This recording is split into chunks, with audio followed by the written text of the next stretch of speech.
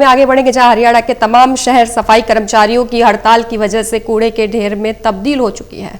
देखिए खास रिपोर्ट। 40,000 से ज्यादा सफाई कर्मचारियों ने हड़ताल का ऐलान कर रखा है। 14 मई की तारीख तक इस हड़ताल को आगे बढ़ा दिया गया है।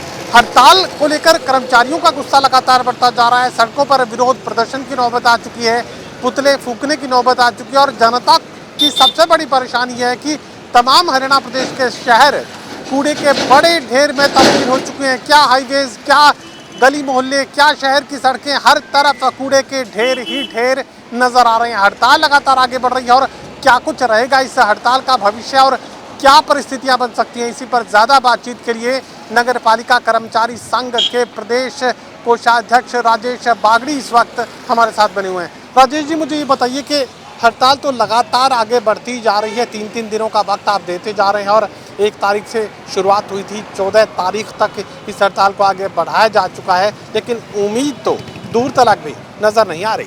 देखिए, हम उम्मीद तो सरकार से कर ही सकते हैं, लेकिन हम भी ये समझ नहीं पा रहे सरकार चाहती क्या है। ऐसी हमने कौन सी मांग मान ली जो सरकार हमारी पूरी ना कर सके। हमने ये पहले भी कहा था कि 30 अप्रैल की जो बातचीत हुई थी हमारे प्रिंसिपल सेक्रेटरी है अशोक मीणा जी, उन्होंने मांग पत्र को पढ़ा और बोला कि आपकी 17 की 17 मांगे जो है जायज़ है। फिर हमें पता ये नहीं लग रहा कि सरकार हमें देना चाहती है या नहीं देना चाहती। मांगे तो जायज़ है।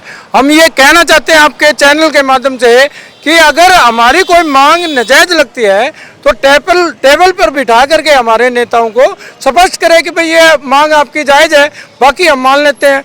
हम कहते हैं कि हम इस प्रदेश की जनता को स्वच्छ और सुंदर इन बीमारियों से निजात दिलाने के लिए तैयार बैठे हैं। हम नहीं चाहते कि हमारे प्रदेश में, हमारे शहर में हमारी वजह से, सफाई की वजह से कोई भी साथी बीमार हो, कोई बच्चा बीमार हो, हम नहीं चाहते। हम वो योद्धा हैं जो कोरोना काल में भी अपने देश की और प्रदेश की सेवा की हमने ईमानदारी से और आगे भी करेंगे। लेकिन हम जनता को भी बताना चाहते हैं आपके माध्यम से, साथियों, जनता के वासियों, हम कहना चाहते हैं कि जो हमारा मांग पत्र है पूरे कैबिनेट ने और सीएम साहब ने अच्छी तरह से पढ़ रखा है। उनका कोई भी वक्तव्य ऐसा नहीं है कि हमारी मांग के खिलाफ जाता हो। सभी ने कहा कि मांग आपकी जायज़ है, लेकिन सरकार की करनी और कथनी में खोट है। हम प्रदेश की जनता से कहते हैं कि सरकार को समझाए और इस हड़ताल को जो टेबल पे हमारी बातचीत करवा करके समापन करने का काम करें, नहीं तो हमारा जो अगला आंदोलन होगा और तीखा होगा। हम कहना चाहते हैं कि इस मई के महीने में, जो आज मई का महीना बिल्कुल पीक पे आ चुका है और गर्मी का तोड़ हो चुका है और हम नहीं चाहते कि हमारे प्रदेश की जनता को कोई असुविधा हो, लेकिन सरकार चाहती है। सरकार की मनोपली ये है कि जनता और कर्मचारी आपस में भिड़ जाए, हमें कुछ ना देना पड़े, लेकिन ऐसा नहीं है। आज की जनता इसकी प्रदेश की जो सरकार है उसकी करनी और कथनी में फर्क जान चुकी है।